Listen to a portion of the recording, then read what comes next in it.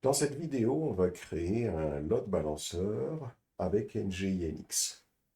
NGINX peut faire office de serveur web, mais il peut être configuré également en reverse proxy ou en load balancer.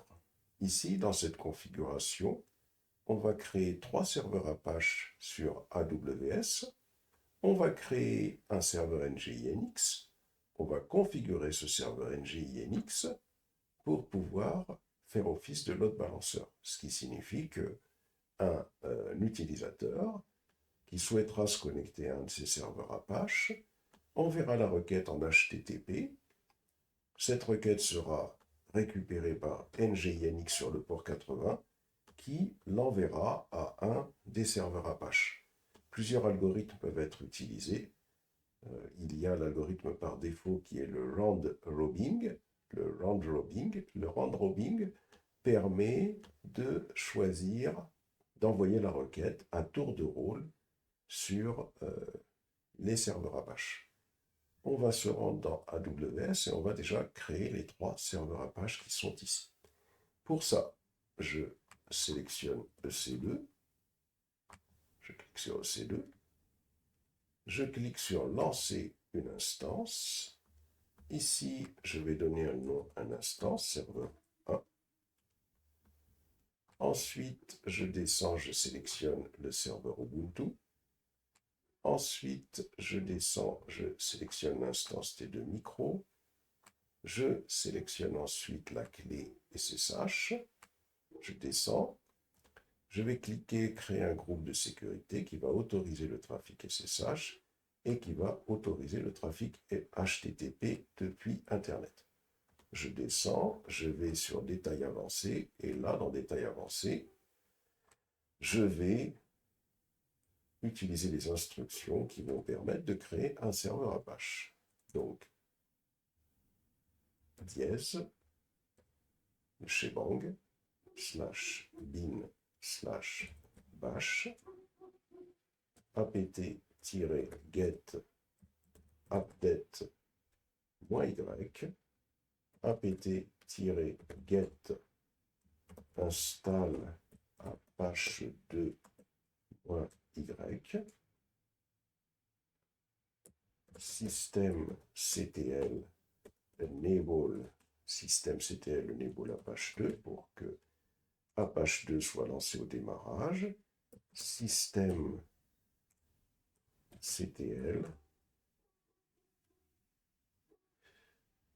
start Apache 2.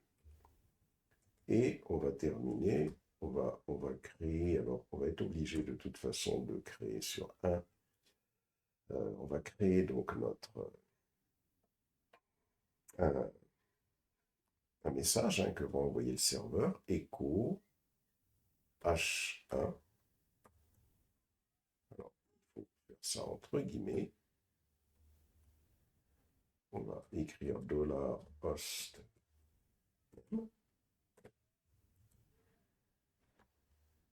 peut tester pour savoir si hostname, ici, je ne suis peut-être pas obligé de la mettre, moi aussi je vais la laisser en majuscule. Hostname, H1, je ferme les guillemets, et ensuite,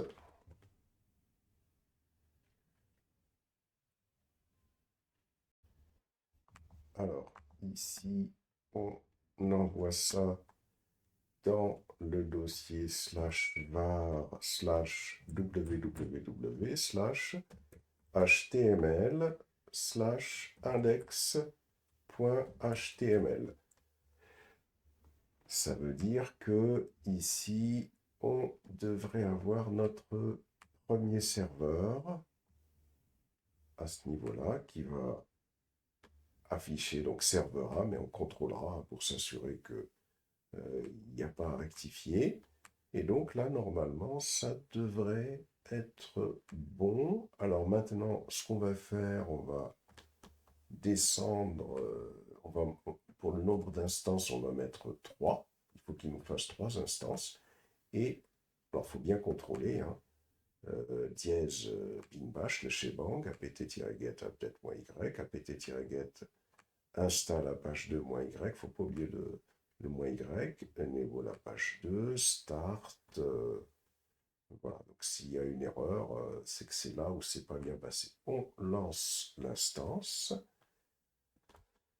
c'est parfait, et en attendant que les instances se lancent, on va aller créer une autre instance pour le serveur NGINX. Donc on y va, on lance une instance NGINX, on va lancer une instance Ubuntu, toujours. On descend, on sélectionne C2. Ici, la paire de clés, on sélectionne la paire de clés. Ensuite, on va créer un groupe de sécurité qui autorise le trafic SSH et le trafic HTTP depuis Internet. En sachant que le groupe de sécurité, on peut le mettre en place après. On descend plus bas, on clique sur Détail avancé, et là, même chose, on va installer NGINX, donc dièse, point d'exclamation, bin/bash, apt-get update-y, apt-get install NGINX, attention, NGINX-y,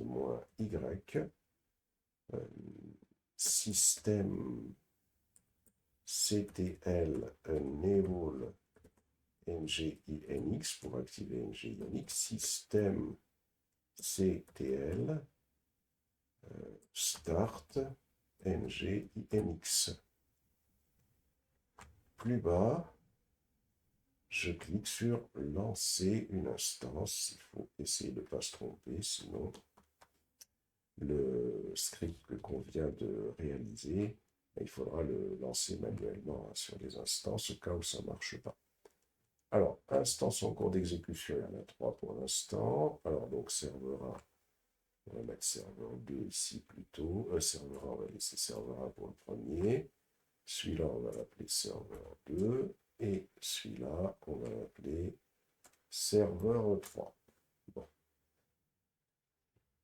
Alors voyons, on voit le premier serveur qui est là. Si je récupère son adresse IP publique, si je vais sur Internet et que je fais http:// et je colle cette adresse IP publique, ça va donc, on a le nom du premier serveur. Si je reviens ici, je vais sur EC2, instance en cours d'exécution, je clique sur le serveur 2, je récupère son adresse IP publique, je viens là, je tape http://, je colle, on a le deuxième serveur. Et enfin, si je viens ici, si je clique sur instance en cours d'exécution, je peux cliquer sur serveur 3 ici, je récupère son nom ici, son adresse DNS, je fais http:// et je colle. Voilà. J'ai le troisième serveur qui va s'afficher ici. Alors, ce qui est embêtant, c'est qu'on aurait bien aimé qu'il nous affiche serveur 1, serveur 2, serveur 3. Pour notre démonstration, c'est plus lisible pour nous, donc on va être obligé de faire quelque chose. On va venir sur l'instance, sur les instances. On va aller sur le premier serveur, le serveur 1. On va cliquer sur se connecter. On récupère la commande pour se connecter à ce serveur. Il faut que vous alliez dans le dossier où vous avez la clé. Parce que là, quand on colle le SSH, il demande cette clé. Donc moi, je me mets dans un dossier où j'ai cette clé. Je valide, je fais un yes. Et là, il va falloir faire un sudo su. Et on va écrire donc echo entre guillemets H1 serveur 1 slash h1 slash var slash www slash html slash index.html. Si on fait un cœur, le local host, il doit afficher serveur 1. Ce sera moins rébarbatif hein, que ce qui nous affichait tout à l'heure. On fait un bouton droit copier, on le garde dans le presse-papier, ça peut être. Donc, il faudrait peut-être le balancer sur un notepad, ici par exemple. Voilà. Je vais faire un exit pour sortir de ce premier serveur. Je reviens ici, instance C2, instance en cours d'exécution, le serveur 2, se connecter, je colle, je reviens sur l'invite de commande, yes. Ah, là il me dit que permission denied. Ah bah oui, parce qu'il faut sortir du premier serveur, hein, il faut faire un exit. Hein, parce qu'on n'est pas sorti du premier serveur ici, hein, il faut bien revenir sur votre machine à vous. Hein. Je colle, voilà, je fais un yes. Ok, je fais un sudo su, donc sur ce deuxième serveur, et je vais aller récupérer cette syntaxe, mais attention, il faudra mettre ici serveur 2. Je récupère, je colle. Et si je fais un cœur, le local host, c'est bon. Il me reste le troisième serveur, c'est la même procédure. Alors on va prendre la précaution de faire un exit hein, pour sortir de notre serveur. On revient sur AWS, EC2, je vais sur les instances en cours d'exécution. J'ai le serveur 3 qui est là. Je me connecte dessus. Je récupère la syntaxe de connexion. Je colle. Yes. Voilà. Je viens ici. Et là, je vais faire serveur 3. Je récupère. Colle. Et je vais coller ici. Il faut faire un sudo su. Hein. C'est vrai qu'on ne peut pas le faire si on n'est pas en sudo su. Je colle. Je fais un cœur, le local host. C'est parfait, serveur 3, exit. Exit. Donc ça veut dire que maintenant, si je contrôle, hein, je reviens sur les instances, allons sur le serveur 1. Je récupère le serveur 1, si je tape http je colle serveur 1. Donc c'est moins rébarbatif. Allons sur le deuxième. Je vais aller sur le serveur 2. Je récupère l'adresse IP. Si je vais coller, colle, serveur 2. Et enfin, si je viens sur le troisième ici, je récupère, je viens à ce niveau-là, http je colle, serveur 3. Donc c'est moins rébarbatif que les adresses IP. Alors maintenant, on va contrôler que notre serveur NGINX fonctionne bien. On clique sur EC2, instance en cours d'exécution, NGINX. Je récupère l'adresse DNS qui est ici. Je viens là, je valide. Attention, hein, il faut d'abord saisir http et ensuite vous collez l'adresse DNS.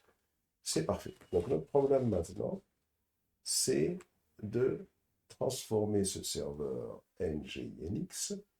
On va le transformer en un serveur hein, on a load balanceur hein, pour pouvoir pointer indépendamment sur tel ou tel serveur. Alors ici, on a les instructions qui permettent de pouvoir faire ça. Donc, on voit que à ce niveau-là, il va falloir aller. Je vais convertir d'abord ce fichier-là. Je vais le convertir en PDF. Donc, comme ça, je travaillerai sur le même fichier que vous.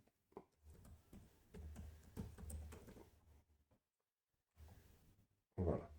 Donc, ce fichier hein, que vous avez sur votre liste, sur votre machine.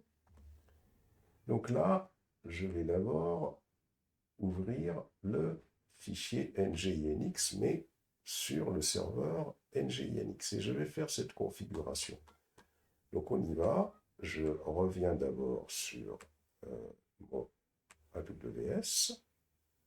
Je récupère, je clique sur se connecter sur le serveur NGINX et je récupère ce qui va me permettre de me connecter sur le serveur NGINX. Donc là, je suis sur le serveur NGINX. Première des choses, alors je reviens sur ce fichier, je vais aller ouvrir ce fichier de configuration, celui-là. Je copie, je reviens sur l'invite de commande et je vais coller, alors attention, je vais le fichier de configuration, le voilà. Deuxième chose, une fois que j'aurai ouvert ce fichier de configuration, je vais tout simplement récupérer la configuration à partir de HTTP ici jusqu'à là. C'est ça qui va me permettre de configurer le fait que NGINX, lorsqu'il recevra une requête sur le port 80, il balancera, il enverra cette requête à un de ses serveurs. Si je reviens ici, je reviens là. Alors attention, pour pouvoir coller ce qu'on va coller, on va supprimer le HTTP ici et on va coller à la place. Voilà. Donc, bien sûr, on peut, à ce niveau-là, on peut décaler hein, les choses.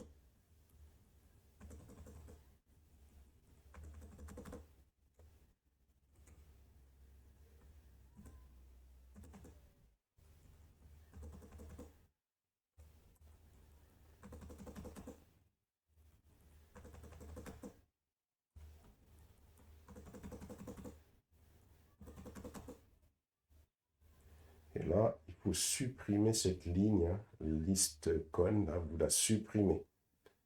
Vous supprimez cette ligne, celle-là, vous la supprimez. Voilà. Que signifie ce qu'on vient de faire? Donc, ce qu'on vient de faire, on voit que le serveur NGINX, il écoute sur le port 80.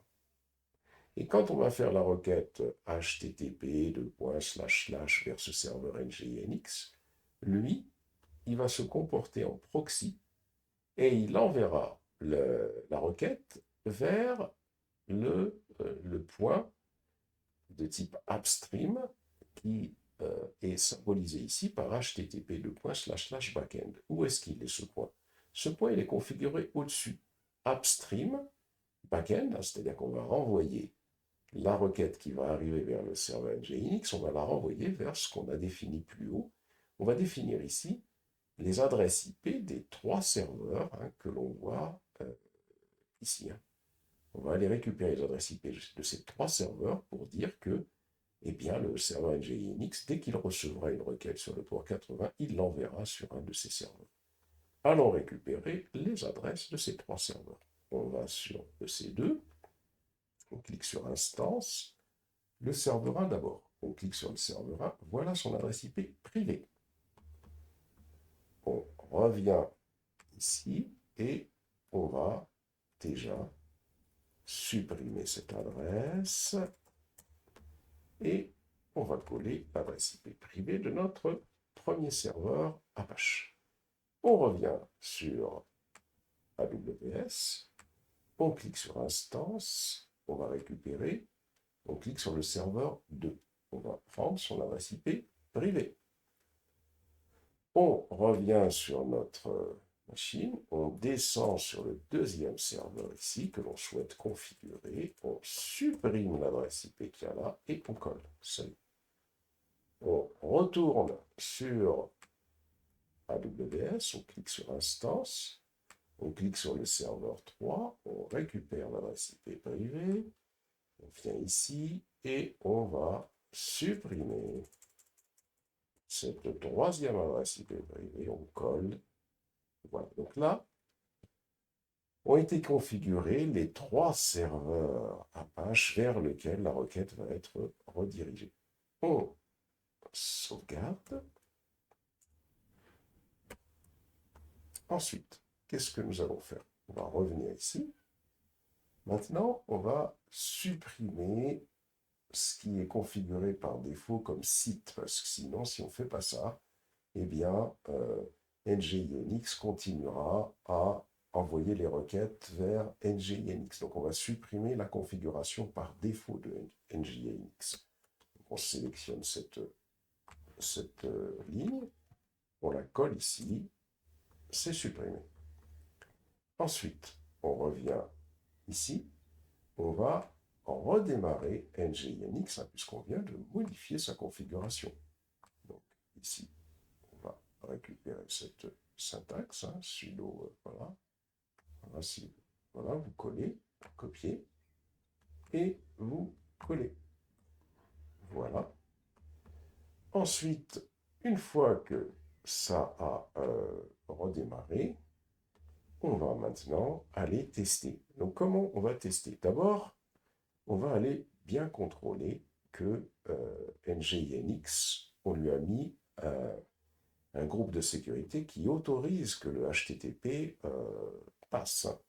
Donc, on vient ici, on vient sur EC2, instance en cours d'exécution, voici NGINX, on descend sur Security, le groupe de Security, et on voit que le groupe de sécurité, ça, c'est bon, le HTTP passe bien. Allons récupérer l'adresse IP du serveur NGINX. C2, instance en cours d'exécution, voici le serveur NGINX. Donc je clique sur le serveur NGINX, et voici son adresse IPv4 publique. Allons sur Internet, http et je colle. Serveur 1, je rafraîchis serveur 2, serveur 3, serveur 1, serveur 2, serveur 3, serveur 1, serveur 2, serveur 3. Voilà. Donc, quand on s'adresse à ce serveur qui fait office de load balanceur, d'équilibreur de charge, hop, il envoie la requête indépendamment sur un des serveurs. Et s'il y en a un qui tombe en panne, bon, pas de problème, il continuera à travailler sur les autres serveurs. Ça, c'est déjà un premier point. Ensuite, on constate que ici, quand on rafraîchit à chaque fois, c'est envoyé à tour de rôle sur chaque serveur. Les requêtes sont envoyées à tour de rôle sur chaque serveur. Mais on peut se dire, est-ce qu'il n'y a pas d'autres algorithmes? Alors, il y a un autre algorithme que l'on peut utiliser, c'est le list connection. C'est-à-dire que on va faire en sorte qu'à partir d'une adresse IP, par exemple un utilisateur, on suppose qu'un utilisateur s'est connecté à un serveur Apache, il est en train de travailler, et il va se reconnecter encore une fois, eh bien on souhaite que ce soit vers le même serveur qu'il soit dirigé pour qu'il y ait une persistance de connexion, parce que peut-être on a des choses à faire sur ce serveur-là, et on ne veut pas basculer sur un autre serveur. Eh bien, un paramètre, c'est listcon qui est ici.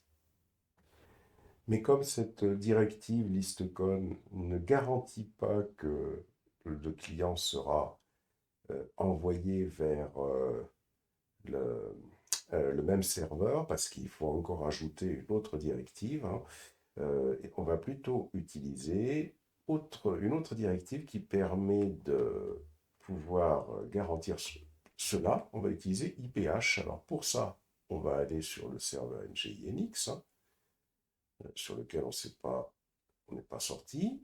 On va dans le fichier de configuration et ici, là, au niveau de serveur, on va ici utiliser plutôt un IP underscore H, point virgule. On sauvegarde, on rappelle la commande pour redémarrer le serveur. Et une fois qu'on a redémarré le serveur, on va tenter de rafraîchir ici. On rafraîchit et on reste bien toujours sur le même serveur, hein, comme on peut le constater ici. C'est-à-dire que là, le client est toujours connecté au même serveur. On a encore autre chose. Hein. Supposons que parmi les serveurs qui sont ici, on constate que le serveur Apache est très sollicité, par exemple. Hein. On a la possibilité de faire en sorte qu'un autre serveur soit plus sollicité. Pour ça, on peut utiliser une directive qui est la directive wait, auquel on va affecter un poids à un serveur. Alors, je vais récupérer ce poids, wait2, je vais venir ici, hein. Je vais rentrer dans le fichier de configuration, je supprime cette directive-là, et je vais par exemple pour le serveur 1, je vais faire un poids de 4, ici. Je sauvegarde, voilà. Je redémarre le serveur, et à ce niveau-là, je rafraîchis. Donc là, je suis sur le serveur 1. Encore le serveur 1. Serveur 2, serveur 1. Serveur 3, serveur 1. Serveur 1, serveur 1, serveur 2, serveur 1, serveur 3, serveur 1, serveur 1, serveur 1. Voilà. Le fait de lui affecter un poids à ce serveur, ça veut dire que c'est plutôt vers lui que nos requêtes vont être envoyées. Voilà pour quelques règles. Hein. Il y a beaucoup d'autres règles, mais là déjà l'objectif, hein, c'est d'avoir compris comment on utilise un load balanceur. Et si, par exemple, une des instances tombait en panne, suppose par exemple le serveur 2 qui est ici, il tombe en panne, état de l'instance, je vais aller carrément la résilier. Hein. Voilà. Je la résilie, cette instance-là, elle est en cours de fermeture. Eh bien, si je commence à travailler, voilà, serveur 1, serveur 3, serveur 1, serveur 1, serveur 1, serveur 1, serveur 3, serveur 1, voilà. Donc le serveur 2, pas de problème, eh bien, il est out. Hein. Supposons maintenant que je reviens ici et plutôt je vais prendre le serveur 3, je vais l'arrêter plutôt, je vais l'arrêter comme ça. Hop, j'arrête le serveur 3, je reviens ici, je rafraîchis, encore, encore, encore, encore, encore. Alors, le problème, c'est que si je le redémarre, le serveur 3, comme les adresses IP privées vont changer, je risque de ne pas pouvoir me reconnecter sur ce serveur hein, que j'ai défini, j'ai défini à ce niveau-là avec une adresse IP fixe. Alors dans un cas comme celui-là, il faudrait tout simplement utiliser un DNS hein, qui va nous permettre d'avoir des adresses IP fixes. Voilà pour déjà un petit tour d'horizon sur les load balanceurs avec NGINX. Donc là, je vous invite à sélectionner toutes vos instances et à les résilier. Voilà. Vérifiez bien quand vous êtes sur votre machine, hein, sur votre console EC2, vérifiez bien que vous n'avez pas d'instances qui sont en train de tourner. Donc il n'y en a pas. Alors attention, je suis à la Virginie du Nord ici, il faut bien aller sur la France, parce que Virginie du Nord, j'en avais pas. Vérifiez vous aussi, j'en ai une qui est en cours d'exécution ici, NGINX qui n'était pas arrêtée, établir l'instance, résilier l'instance. Voilà. Voilà donc pour le load balancer avec NGINX.